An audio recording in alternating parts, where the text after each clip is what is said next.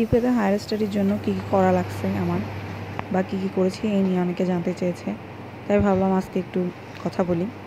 তার মধ্যে আপনারা আমার ভার্সিটির ভিতরটা একটু দেখে ফেলেন। অ্যাকচুয়ালি আমি তেমন কিছু করিনি, ম্যাক্সিমাম জিনিস আমার হাজব্যান্ড হ্যান্ডেল করছে। আমি আগে আইএলস দিয়েছি, আমার আইএলসের স্কুল ছিল 7। সো আইএলস বা ওএটি বা অন্য কোনো ল্যাঙ্গুয়েজ টেস্টিং যেটা আপনার ইউনিভার্সিটি আপনাকে প্রেফার করবে ওটা আপনার দিতে হবে।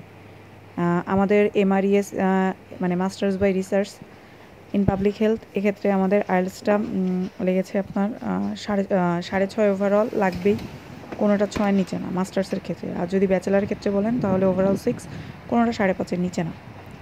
আপনার যখন ইউনিভার্সিটি আপনাকে বলবে, মানে ওদের যখন অ্যাডমিশন ফেয়ার স্টার্ট হয় তখন আপনি অ্যাপ্লাই করলেন, তখন ওরা আপনার সব ডকুমেন্ট যেগুলো চাবে ওগুলো দিয়ে দিবেন, আপনার যাবতীয় এডুকেশনাল যে সার্টিফিকেটগুলো আছে।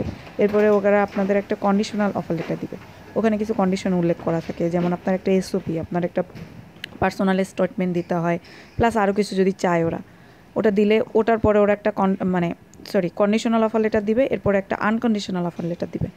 আনকন্ডিশনাল অফার লেটার দেওয়ার পরে আপনি তখন করতে পারবেন, ওই যে টিউশন ফির যেটা ব্যাপার আছে, আপনি তখন 1000 পাউন্ড হোক বা যেটা আপনাকে বলবে ওইটা আপনি দিয়ে আপনার সিটটা আপাততর জন্য বুকিং দিতে পারবেন। এরপরে আপনার পুরোটা পে করতে হবে, মিনিমাম 5000 পাউন্ড পে করতে হয়। এরপরে ওরা কাস ইন্টারভিউ একটা দিবে, লিঙ্ক দিয়ে দিবে বা বলবে যে এই টাইমের মধ্যে করতে হয়, বা আপনি যখন এলিজিবল হবেন তখনই দিতে পারবেন আপনি, মানে আপনার যখন ইচ্ছা, আপনি যখন কনফিডেন্ট হবেন। কাস ইন্টারভিউটা দিতে হয়, ওটাতে তেমন কিছু না, ওখানে আলাদা কিছু কোশ্চেন জিজ্ঞেস করে, যেটা নিয়ে আমি পরে ছোট একটা ভিডিওতে বলে দিব যে কাস ইন্টারভিউতে কী ধরনের কোশ্চেন করতে পারে, কী ধরনের কোশ্চেন ইউজুয়ালি হয়। এবং এ নিয়ে ইউটিউবে অনেকেই অনেক জিনিস করেছে, শুধু আমারটাই শেয়ার করবো দরকার হয় পরে। এরপরে যদি বলেন এছাড়া আর কী করা লাগবে, ধরেন হিউজ অ্যামাউন্টের একটা টাকা লাগে, সো আপনার ওই টাকাটা রেডি করতে হবে। ধরেন 5000 পাউন্ড মানে তো বুঝেন বাংলাদেশের টাকায় অনেকগুলো টাকা যায়, প্রায় এখন 160 করে চলতেছে রেট, ওটার একটা যাবে। প্লাস আপনার ব্যাঙ্ক স্টেটমেন্ট দেখাতে হবে। মাস্টার্স বাই রিসার্চে ম্যাক্সিমাম সব ডিপেন্ডেন্ট নিয়ে আসে, ধরেন হাজব্যান্ড বাচ্চা সহ আসলে বেশ করে একটা টাকা আপনার ব্যাঙ্ক স্টেটমেন্ট দেখাতে হবে। ওটা চাইলে আপনি বাংলাদেশ থেকে আপনার যদি ব্যাঙ্কে থাকে ওটা দেখাবেন, আর যদি না হয় তাহলে ওটাও আপনি নিতে পারেন। ওই যে বিভিন্ন ব্যাঙ্ক ইন্টারেস্টে দেয় 5%, 7% ইন্টারেস্টে। ও বাংলাদেশ থেকে আপনার একটা স্টুডেন্ট ফাইল বা স্টুডেন্ট অ্যাকাউন্ট খুলতে হয়, অনেকে, আমি একটা খুলেছিলাম ব্র্যাকে। এরপরে আপনারা যদি স্পাউস সহ আসতে চান সেক্ষেত্রে আপনাদের নিকানামাটা লাগবে, এটা কোর্ট থেকে করায় নিয়ে আসতে হবে।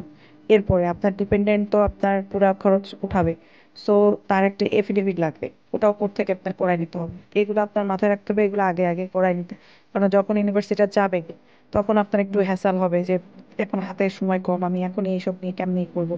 এই জন্য এগুলো দ্রুত করে ফেলতে।